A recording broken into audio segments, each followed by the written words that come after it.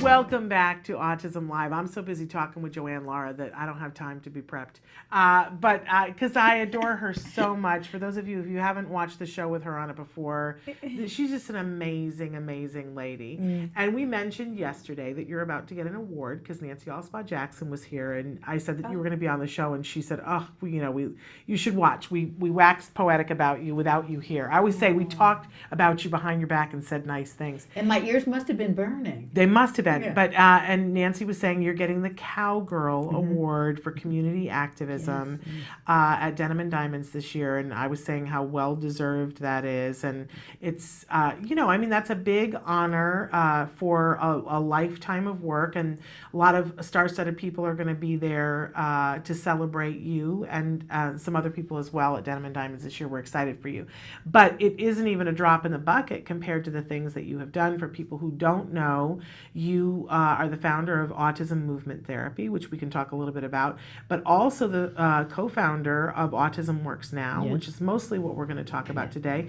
And that doesn't even begin to describe the amount of things that you have done in the world of autism in the last more than 15 years. I'm in special education 20 years, but the nonprofit is 10 years old this year. Wow. 10 years old with the Autism Movement Therapy as our nonprofit, and we're 10 years old. But for people who don't know, I mean, you worked extensively in the school system, in the special education school system, have a great wealth of knowledge there, and still you teach at National University, and you help mentor educators who are going into the classroom. That's right. To help to prepare them. You have worked in the field of ABA, and are extensive, and in fact, you teach in the field of ABA. I have a ABA graduate certificate. There we go. So I've done all the ABA coursework that the BCBAs do. You're a wealth of knowledge, and you constantly are giving to the community. You started along with Susan Osborne, who we have to, unfortunately, she couldn't be with us here today, but you started Autism Works Now, and it really has been a tremendous journey thus far, and you guys sort of took a left turn in the last year, and because you saw how difficult it was to get employers to hire, and said you're going to do this yourselves, and started Glorious Pies. That's right, as a DBA. So we are a business, and we are on payroll with Wells Fargo. So all of our employees or our candidates that are part of the Autism Works Now program who work with us get a paycheck. Which is amazing. Get a paycheck. It's the real deal. So not only do you have this whole extensive curriculum, and there is even a book of the curriculum that you are doing for Autism Works Now, but you really are putting it into practice practically, because as the candidates are working with you, they are hired by Glorious Pies, and they're working a job, getting, in some cases, that first job and on-the-job training completely under your help and Susan's help and others' help, to set them up for the best success. So let's break this all down for folks. Let's break down exactly what Autism Works Now is and does, and how people can get involved.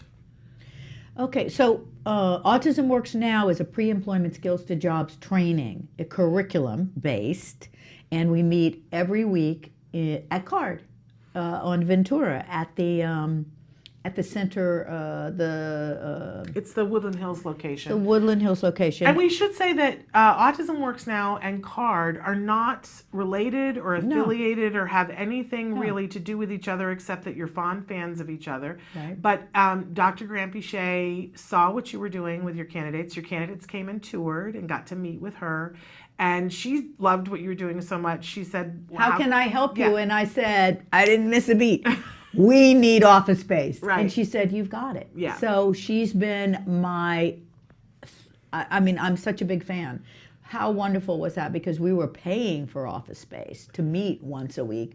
And office space in Los Angeles is very expensive. Yeah, nobody needs that overhead. So that was fantastic for her to give like that. She's such a giver. Well, but the truth is that you rightly said, here's what I need, and had Yeah, it ready, right, which is right. important. And then you have utilized the space and utilized it well. Every And week. that's what she wanted you to do. Yeah. So I just wanted to be clear about that. They are not affiliated with Right, each right, other, right. Absolutely. but fond fans of each other. So you meet every week, and each week you do different things. Each week is a curriculum. So it's an 8-month session course, if you will. And we Okay. go from October 4th, we start October 4th, Thursday, October 4th, and we go to the very last week of May. Okay. We don't go in the summer because summers are hard to get everybody together. Right. So we found that out early on the first year. We're going into our 4th year, actually. Amazing. And we are thrilled. Every year we learn something, we revamp.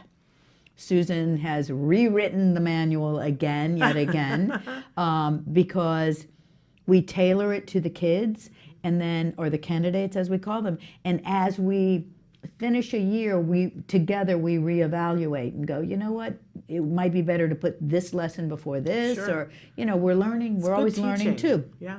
So for the Autism Works Now certification workshop training, which is in Los Angeles, September 14th, it's a Friday from 10 to 3, at the studios where I do my AMT certification workshops as well. It's a lovely dance studio. It's just beautiful. It's very airy and bright and light, and we'll have our PowerPoint presentation, and we'll have the manual that we work from.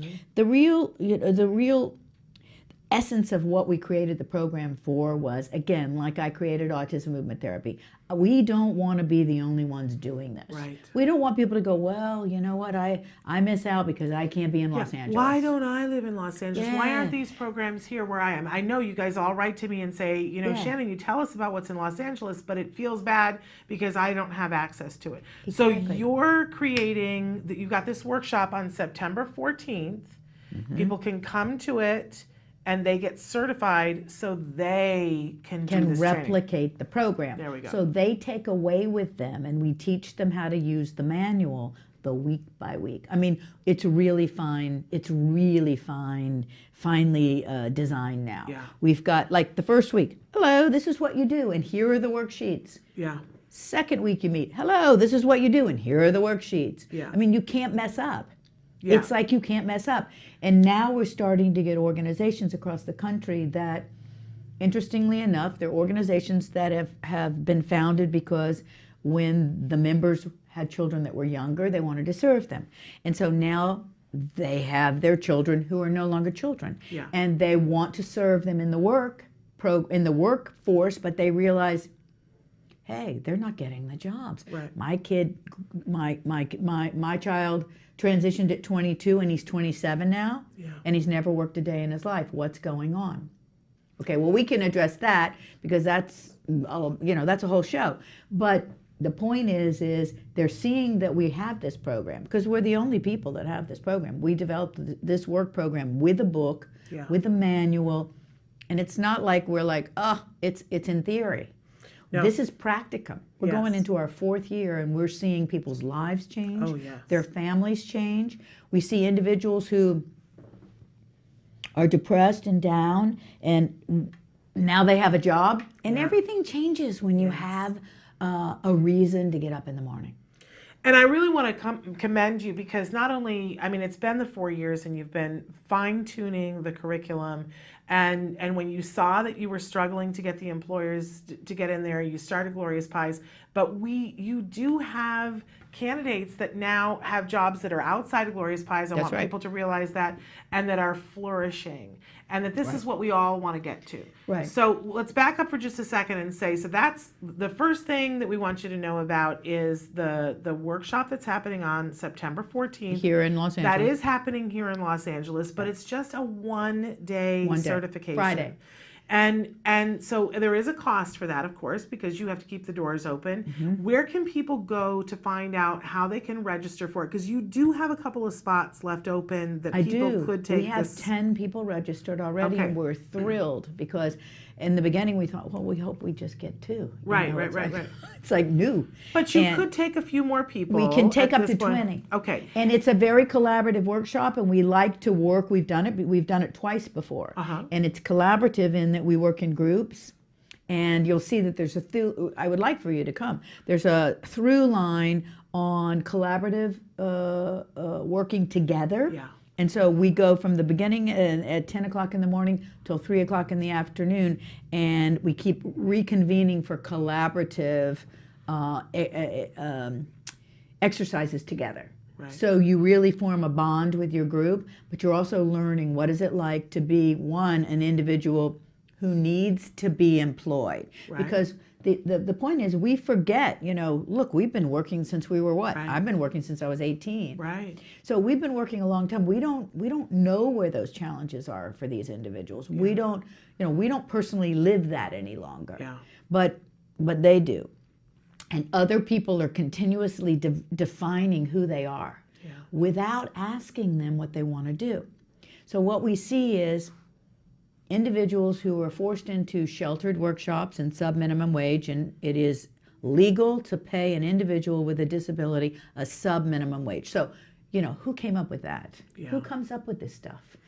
I mean, and sheltered workshops, and I was with, on Hillary Clinton's team, I had to get a message to her because she was talking about, we're doing away with sheltered workshops and sub-minimum wage. I said, the sub-minimum wage is fine, but Tony Coelho, I said, you've got to tell her to stop with the sheltered workshop, because that sounds like, oh, we're really taking care of you in a sheltered workshop. Right. And that's not the case. Sheltered workshop is exploitation of workers with disabilities. I think a lot of people don't understand that. When I see people talking about sheltered workshops and the sub-minimum wage thing in the general public and in the media, even I as a parent was told by somebody, they were like, oh, it's so much nicer because, what they do, it is that thing where we're sold this bill of goods of, oh, they keep them someplace where they're safe and they give them work. It's an outdated model from the 50s. They say, but it takes more, they have to have supervision. And so they can't pay them as much as minimum wage, but they're paid a fair wage.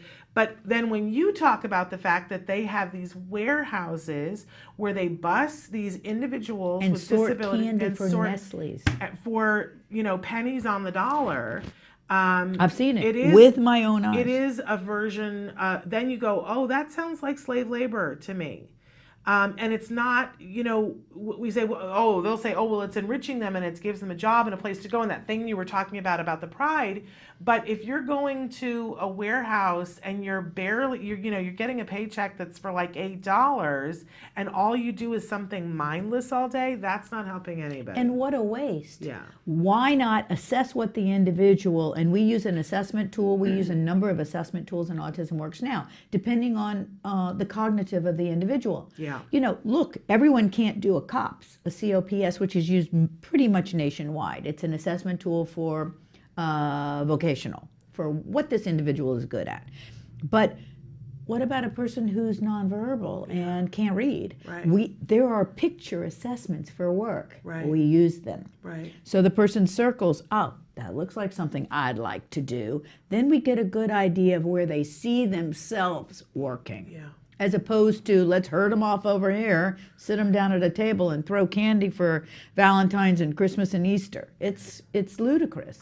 And it's an old model, Shannon. Well, but we're all stuck in this old model in our head. Even I was, until you re-educated me. This idea that, because I meet parents every week and talk to parents every week, and when I meet somebody who has an older, I ask everybody, how's your child doing, right? And when it's an older child, parents will say to me, well, and he or she is fine. And I will at some point say, are they working a job? And a lot of parents will say to me, oh, bless you, dear. My child is not somebody who will ever be able to hold a job. My child doesn't have enough skills to be able to do that. And my thing always was, I would go, oh, okay. Because I'm listening to them and they would tell me and I would say, okay. And I would think, well, so some individuals just can't work. And you came up to me and said, get rid of that idea. Right. Everybody has a right to work. Everybody deserves to work. And I was like, but do they want to work? And when we sat here earlier this year and interviewed your candidates, and all of them said, of course I want a job, for various and sundry reasons. Yeah. And even, one of the candidates where verbalization is very limited, right? Made it very clear that he wanted to work and that it was important to him. He works a lot with us. And at we have that Glorious video. Price. Should we just show that Yeah, video? let's do Let's it. let him speak for I himself. want to So do go it. ahead, Samantha. It's Zach. air I it know out. it's Zach. Yeah.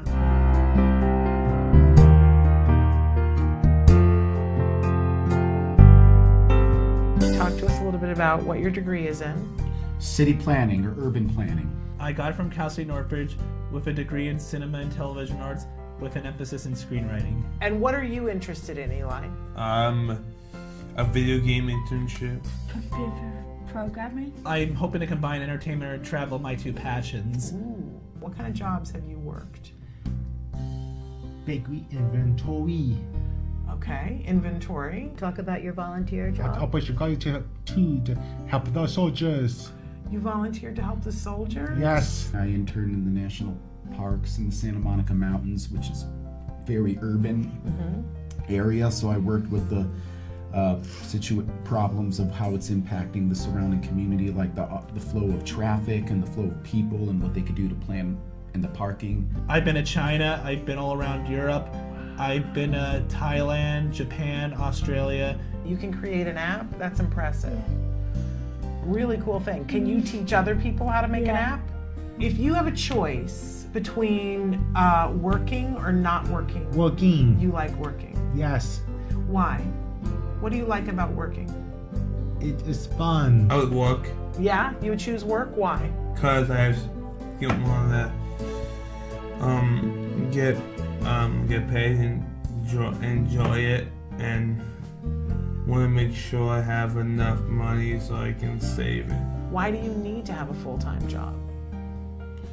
I mean, it's kind of like a duh thing, right? No, obviously, so I Yeah. can support myself Right. and hopefully a family down the line, but at least at first, myself. I'm very dependable and always reliable and get to my job on time. What excites you about working a job or being an intern? Learning new skills. Yeah. What has it meant to you having this job and having the stability of a job that you've had for multiple years? It's meant the world because I'm able to do everything, almost everything I wanted to do because of that job.